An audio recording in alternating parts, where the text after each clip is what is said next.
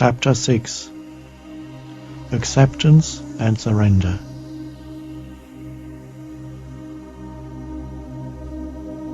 Whenever you're able, have a look inside yourself to see whether you are unconsciously creating conflict between the inner and the outer, between your external circumstances at that moment, where you are, who you are with, or what you're doing, and your thoughts and feelings.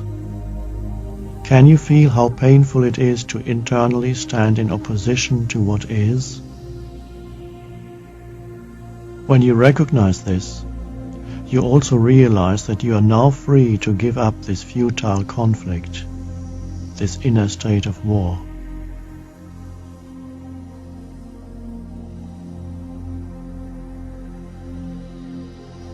How often each day, if you were to verbalize your inner reality at that moment, would you have to say, "I don't want to be where I am"?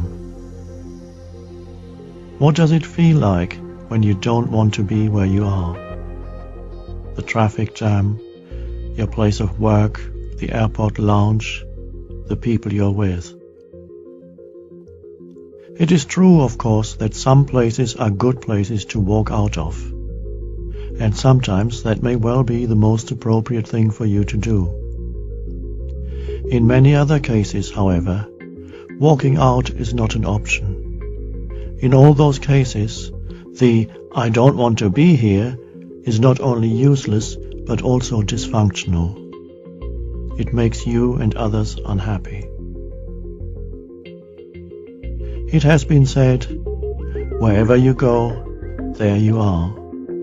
In other words, you are here, always.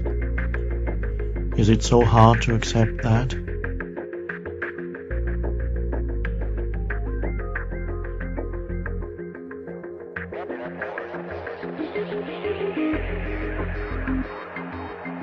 Do you really need to mentally label every sense perception and experience?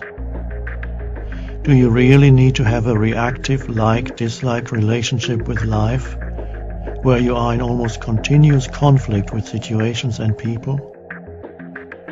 Or is that just a deep-seated mental habit that can be broken? Not by doing anything, but by allowing this moment to be as it is.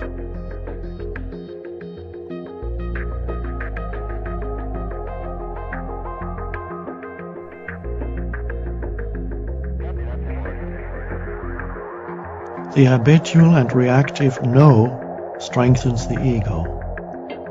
"Yes" weakens it. Your form identity, the ego, cannot survive surrender.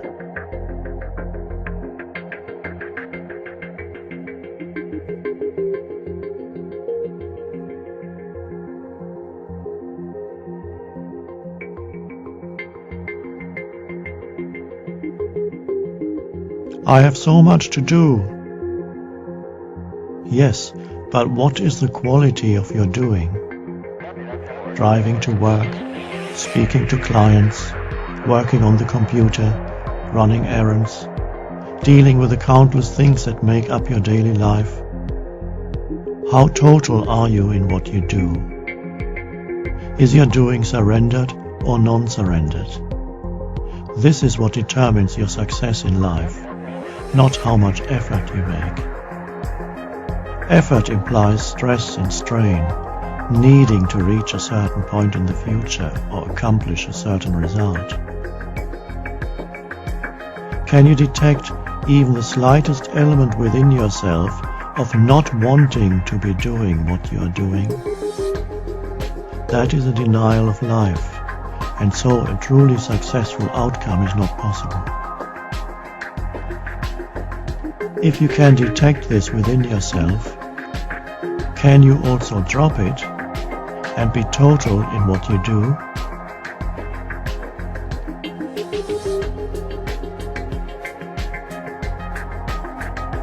Doing one thing at a time. This is how one Zen master defined the essence of Zen.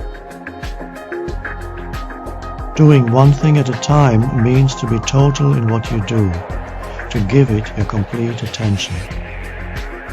This is surrendered action, empowered action.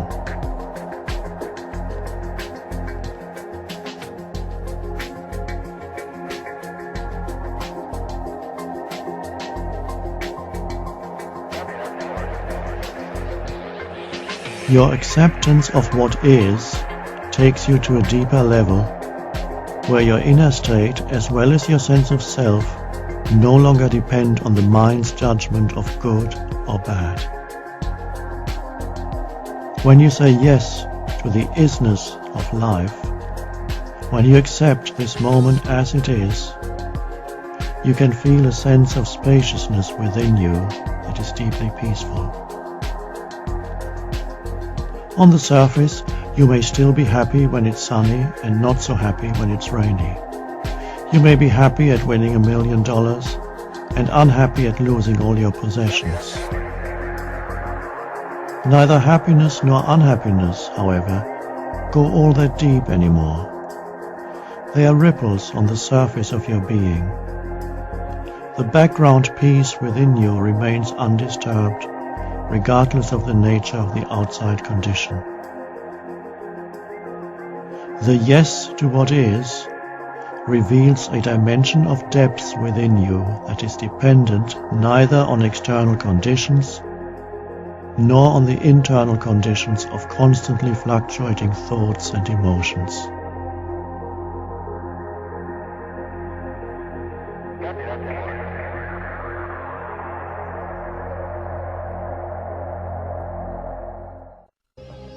Surrender becomes so much easier when you realize the fleeting nature of all experiences, and that the world cannot give you anything of lasting value. You then continue to meet people, to be involved in experiences and activities, but without the wants and fears of the egoic self. That is to say, you no longer demand that a situation, person, place or event should satisfy you or make you happy. Its passing and imperfect nature is allowed to be. And the miracle is that when you are no longer placing an impossible demand on it, every situation, person, place or event becomes not only satisfying, but also more harmonious, more peaceful.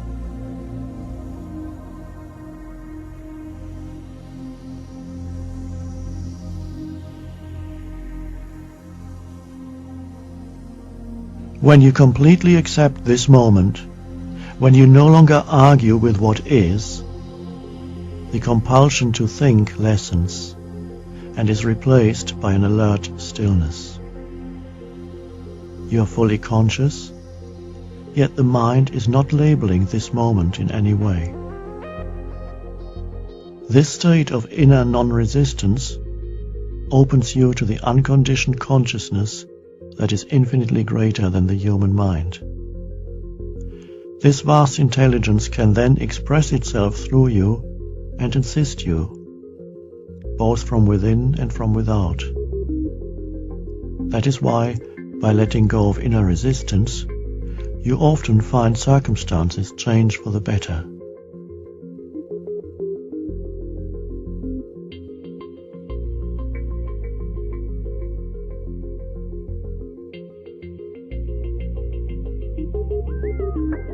Am I saying, enjoy this moment, be happy? No. Allow the suchness of this moment. That's enough.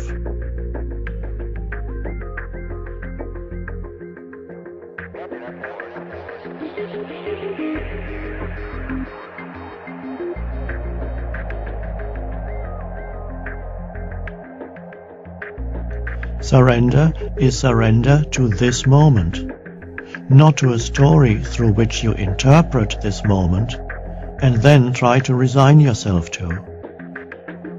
For instance, you may have a disability and can't walk anymore. The condition is as it is.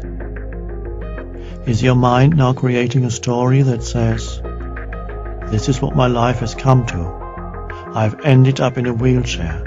Life has treated me harshly and unfairly. I don't deserve this." Can you accept the isness of this moment and not confuse it with a story the mind has created around it?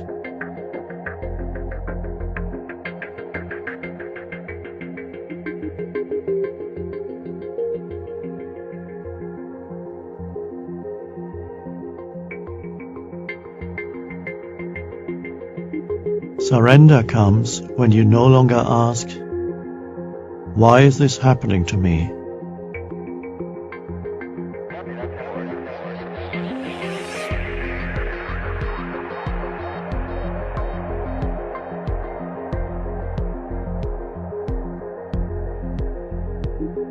Even within the seemingly most unacceptable and painful situation is concealed a deeper good, and within every disaster is contained the seed of grace.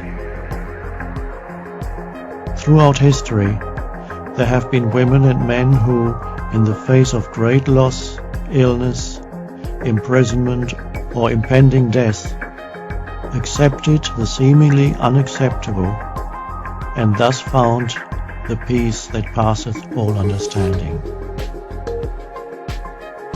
Acceptance of the unacceptable is the greatest source of grace in this world.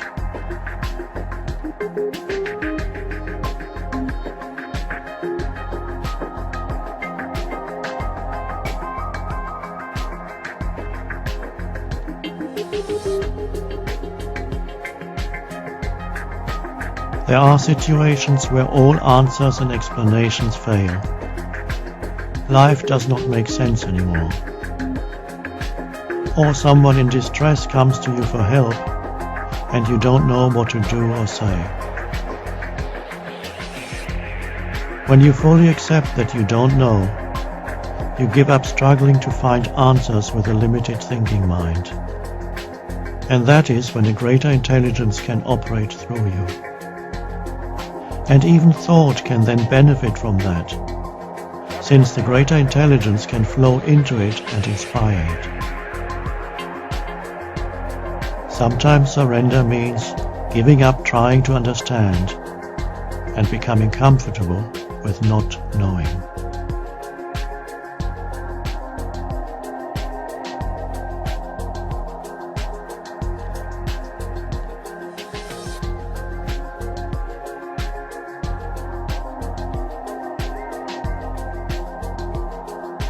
Do you know of someone whose main function in life seems to be to make themselves and others miserable, to spread unhappiness?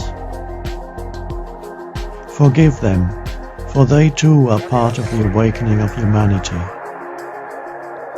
The role they play represents an intensification of the nightmare of egoic consciousness, the state of non-surrender.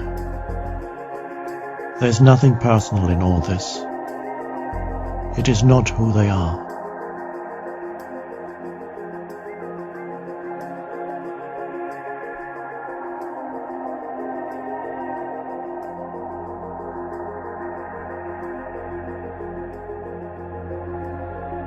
Surrender, one could say, is the inner transition from resistance to acceptance, from no to yes. When you surrender, your sense of self shifts from being identified with a reaction or mental judgment to being the space around the reaction or judgment. It is a shift from identification with form, the thought or the emotion, to being and recognizing yourself as that which has no form, spacious awareness.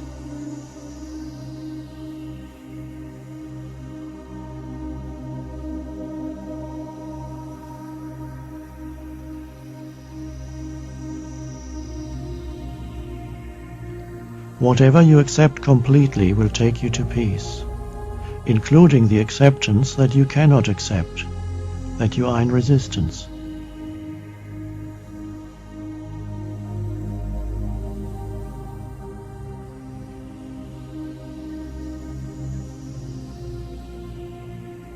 Leave life alone. Let it be.